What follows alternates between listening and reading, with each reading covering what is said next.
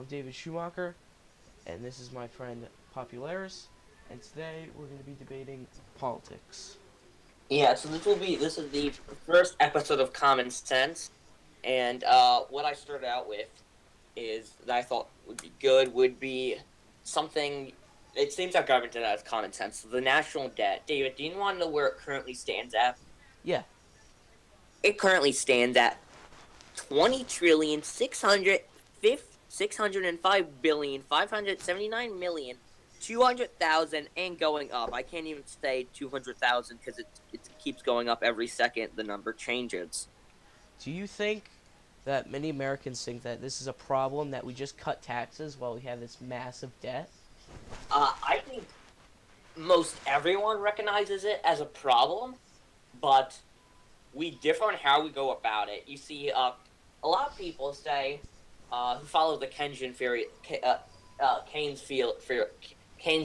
of economics say, well, as long as we have enough money and gross domestic product goes up, we'll be fine. We'll always catch up. But economically, Keynesianism has never worked, and it just leads to financial collapse. And Americans don't know that, but our government leaders, who mostly follow Keynesian economics, do, and they're just stalling because they don't want to be voted out. If you were to say, let's cut Medicare or Medicaid or any of these welfare state programs, people are going to vote you out of office. So they don't. So that's why most politicians don't mention it. But it is a good This is a very, very important issue and a big problem for our country. Do you think that America is anywhere close to a financial collapse?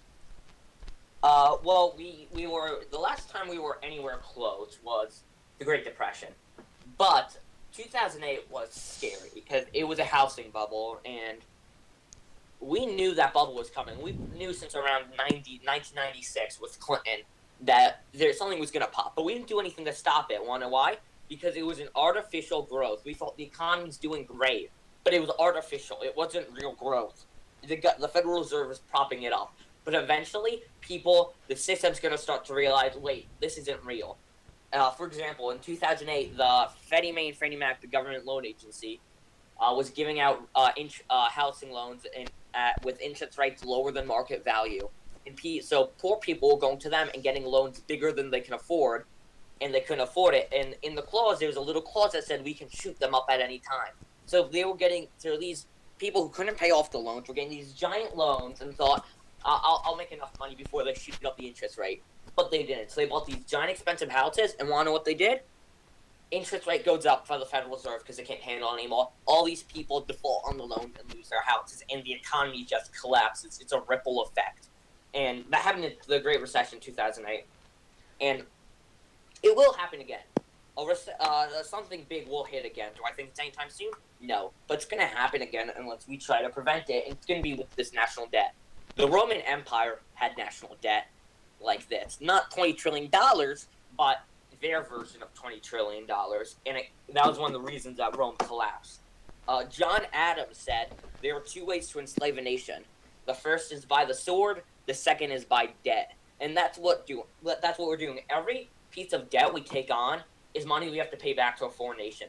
That means a little bit of national sovereignty we lose. Tyler, this trend of housing has been going on since Andrew Jackson.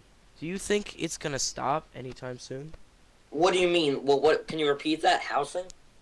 That this cycle of where people overbuy and then they don't have enough money to pay Well, back I don't later? think that's on Jackson, but he did destabilize the country by removing the national bank. But yeah, this has been going on probably since about George W. The first Bush, George H.W. Bush Sr. It's been the modern era of it has been going on since then. Clinton deregulated the banking industry and all of that. That caused financial panic. Bush continued to deregulate the Federal Reserve, and deregulation is great in a free market. But when you're deregulating institutions that aren't already stable, just so you can get votes, the whole thing's gonna come crashing down. It's common sense. So, Tyler, how do you think America's doing? What direction it's going in? Are you asking? Yeah.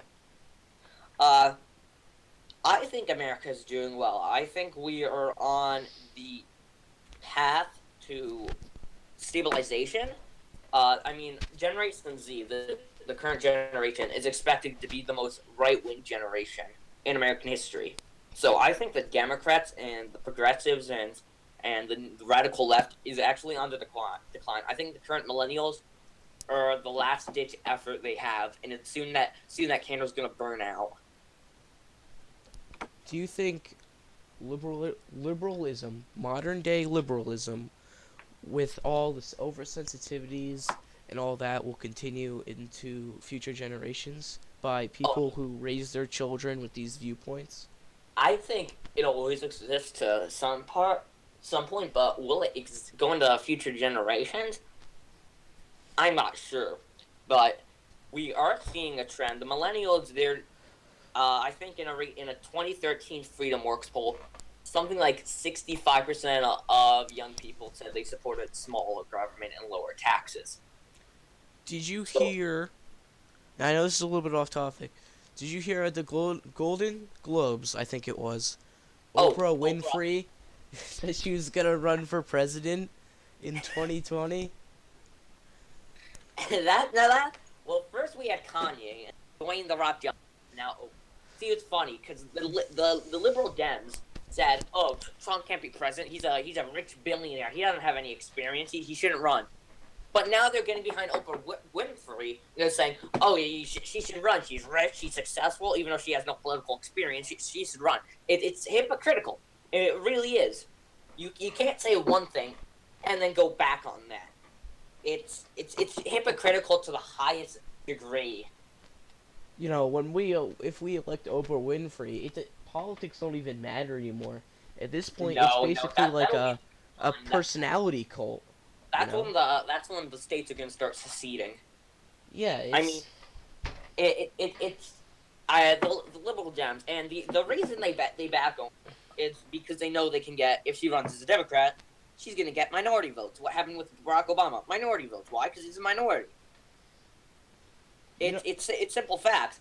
But that's starting to change. Someone like David Clark, the African American sheriff, he's super conservative. I'm not a conservative, but he is super conservative, and he's been slowly getting speaking to young African Americans and telling them, the Democrats have lied to you for generations. You got to stop this. So, but if Oprah Winfrey is elected in 2020, I I don't know how the youth is gonna continue.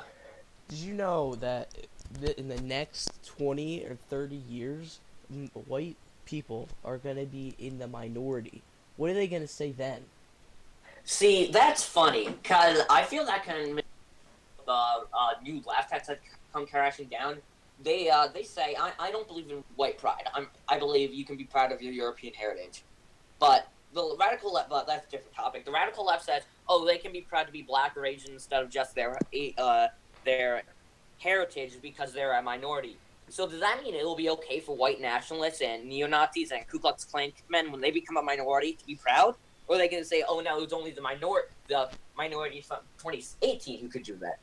So this is all going to come crashing down, but I don't think that big European Americans of European descent becoming a minority will be that big of a deal, because I feel for some reason European Americans will even if they become a small minority, they're not going to be for long, because Europe is this country is founded by European Americans. That's an undeniable fact, and African Americans. Like Hannibal Collins, African American Revolutionary War veteran and personal friend, Admiral Olive Hazard Perry. But I feel like there's never gonna be a true minority like they're thinking right now. Like I don't, All right. Let me ask you, what do you think of the current tax cuts that were just passed? I think they're gonna do good. The liberal side are arguing, oh, Bill Gates is gonna get a tax cut, and because of that tax cut that the rich companies are getting and all that, it's gonna Walmart is raising their minimum wage. Did you I hear heard about about that? that. $11 an hour now. because people were complaining because they got this huge tax cut. See, the left says, oh, it's not going to help the working class. But when it does help the working class, they still want to get rid of it. Wells Fargo and Third Fifth Bancorp were raising their minimum wage to, guess what? The number the left loves, $15 an hour. They're raising that. All Wells because Fargo, of this their minimum wage. this tax Why cut. does the left want to get rid of it? I thought they'd be cheering for this. Yeah, they believe that they're, what we need to do because of our debt. They think we shouldn't cut the taxes, but I know, but it's funny because they say, oh, but we have the debt. But then they just want to. But when they're in power, they don't care about the debt. They just want to spend. They're Yeah. masquerading like they're fiscally conservative when they're not. They're Keynesian. So they think we can spend. We can just print money to eternity, which is wrong. It's not possible. They're literally using the tactics the Republicans used on them when they were out of power, but now they're using it with their own twist. I mean, and historically, tax cuts have actually brought in more federal revenue. For example, President Kennedy, when he passed his tax cuts, more revenue came into the federal government. Why? Because people